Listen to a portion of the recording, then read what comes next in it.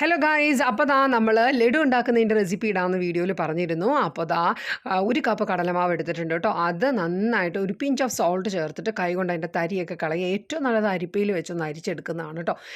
എന്നിട്ട് പാകത്തിന് വെള്ളം ഒഴിച്ചിട്ട് ദാ ഈ ഒരു കൺസിസ്റ്റൻസിയിൽ, സാധാ വെള്ളം കേട്ടോ, ഒഴിച്ച് ഈ ഒരു കൺസിസ്റ്റൻസിയിൽ റെഡിയാക്കി എടുക്കുക.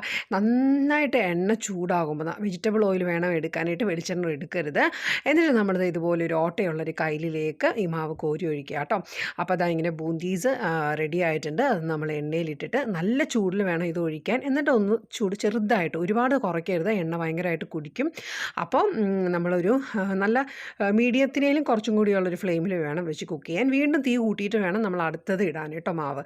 അങ്ങനെ ആ ഒരു പ്രോസസ്സ് കണ്ടിന്യൂ ചെയ്യുക. എന്നിട്ട് നമ്മൾ മിക്സിയിലിട്ടൊന്ന് എടുത്തിട്ട് എന്ത് ചെയ്യുക, ക്രഷ് ചെയ്തെടുക്കുക. ഓക്കെ, അപ്പോൾ അതാ നമ്മുടെ ഇതിനിടയ്ക്ക് ഞാൻ എൻ്റെ കേർഡ് റൈസ് ഒക്കെ പ്രിപ്പയർ ചെയ്തിട്ടുണ്ട് കേട്ടോ. അങ്ങനെ നമ്മളിത് ക്രഷ് ചെയ്തെടുത്ത് വീണ്ടും ഒരു പാൻ വെച്ചിട്ട് നമ്മളുണ്ടല്ലോ അതിലേക്ക് പഞ്ചസാര, എന്തോരം മാവ് എടുത്തോ അത്രയും പഞ്ചസാര എടുക്കുക. എന്നിട്ട് അതിലേക്ക് അല്പം വെള്ളം ഒഴിച്ച് കൊടുത്തിട്ട് നമ്മളൊരു നൂൽപാകമാകുമ്പോൾ എന്താ ചെയ്യുക, ഈ ക്രഷ്ഡ് നമ്മുടെ മാവ്, നമ്മുടെ ബൂന്തീസ് ഇതിലേക്ക് ഇട്ട് കൊടുക്കുക കേട്ടോ. എന്നിട്ട് നന്നായിട്ട് മിക്സ് ചെയ്യുക, വരട്ടിയെടുക്കുക കേട്ടോ. എന്താ ഇതിൻ്റെ പാകം എന്ന് വെച്ചാൽ, നമ്മുടെ അടയിൽ നമ്മൾ ശർക്കരയും പിന്നെ തേങ്ങയൊക്കെ മിക്സ് ചെയ്ത് വെക്കില്ലേ, ആ ഒരു കൺസിസ്റ്റൻസിയിൽ നമ്മളിത് ഇറക്കണം കേട്ടോ, അല്ലെങ്കിൽ കട്ട പോലെ ആയിപ്പോവും. അപ്പോൾ അതാ ഞാനിവിടെ റെഡിയാക്കിക്കൊണ്ടിരിക്കുകയാണ്. ഒന്ന് റെഡിയായി വരുമ്പോൾ നമുക്കതിലേക്ക് നെയ്യ് ഒഴിച്ച് കൊടുക്കുക കേട്ടോ. നെയ്യ് ഒഴിച്ച് കൊടുത്തിട്ട് പിന്നെ നമ്മളത് ഒന്നും കൂടി ഒന്ന് വഴറ്റും. അപ്പോൾ ഞാൻ നേരത്തെ പറഞ്ഞ ആ ഒരു എന്താ പറയുക, ശർക്കരയും തേങ്ങയും അതിൻ്റെ അടയിലുള്ളിൽ വയ്ക്കുന്ന ആ ഒരു മിക്സിൻ്റെ ആ ഒരു കൺസിസ്റ്റൻസി എത്തുമ്പോൾ നമുക്കിത് ഇറക്കണം കേട്ടോ.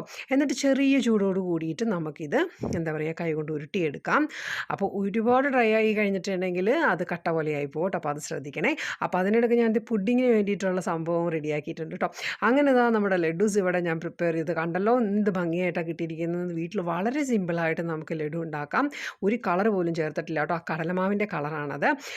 വേണമെങ്കിൽ നിങ്ങൾക്ക് ഒരു നുള്ളു മഞ്ഞൾപ്പൊടി ചേർത്ത് കഴിഞ്ഞാൽ കുറച്ചും കൂടി ഒരു യെല്ലോയിഷ് കളർ കിട്ടും. അങ്ങനെ ഞാൻ എനിക്ക് വേണ്ടി ഉണ്ടാക്കിയ ഒരു ട്രീറ്റാണ് കേട്ടോ ഇന്ന്.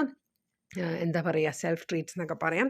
അങ്ങനെ ഞാൻ രാവിലെ ബ്രേക്ക്ഫാസ്റ്റിനായിട്ട് പുട്ടും ചപ്പാത്തിയും വൻപയർ കറി ഉണ്ടാക്കി, പിന്നെ കേർഡ് റൈസും ചെമ്മീൻ റോസ്റ്റും ഉണ്ടാക്കി, പിന്നെ ബോയിൽഡ് എഗ്ഗും ബുൾസൈ ഉണ്ടാക്കി വെച്ചു. പിന്നെ നമ്മുടെ ലഡ്ഡൂസ് ആണ് സ്പെഷ്യൽ കേട്ടോ. ലഡ്ഡൂസ് ഉണ്ടാക്കി, അതിനുശേഷം പുഡിങ്ങും. ഇതൊക്കെ ഞാൻ ആസ്വദിച്ചിരുന്ന എൻ്റെ എന്താ പറയുക ഭക്ഷണം കഴിച്ചു അന്നത്തെ എൻ്റെ ഡേ. ഇനി ഞാൻ പോയി സുഖമായിട്ട് ഉറങ്ങാൻ പോവുകയാണ്, നൈറ്റ് ഷിഫ്റ്റിന് പോകണം. പിന്നെ ലസ്സി, അപ്പോൾ ഇതൊക്കെയാണ് കേട്ടോ. Thank you for watching.